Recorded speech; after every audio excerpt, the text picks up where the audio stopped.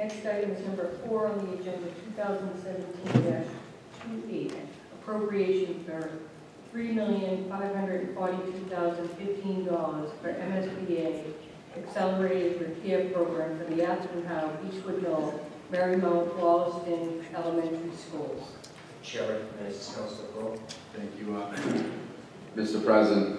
So this is obviously a follow-up appropriation to a conversation that this body had back, I was trying to put it together a couple of months ago, regarding a statement of interest for the city to go out and approach the MSBA to target these needed improvements at the school. I'll make a motion to refer to committee under the guise of proper advertising needing to take place. So, We have a motion to refer to Finance Committee and refer for advertising. Do we have a second? Seconded by Councilor LaForest. Discussion on the motion. Seeing none, the clerk will please call the roll.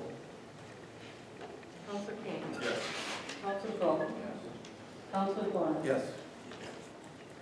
Councilor Harris. Yes. Councilor LaForest. Yes. Councilor Leeang. Yes.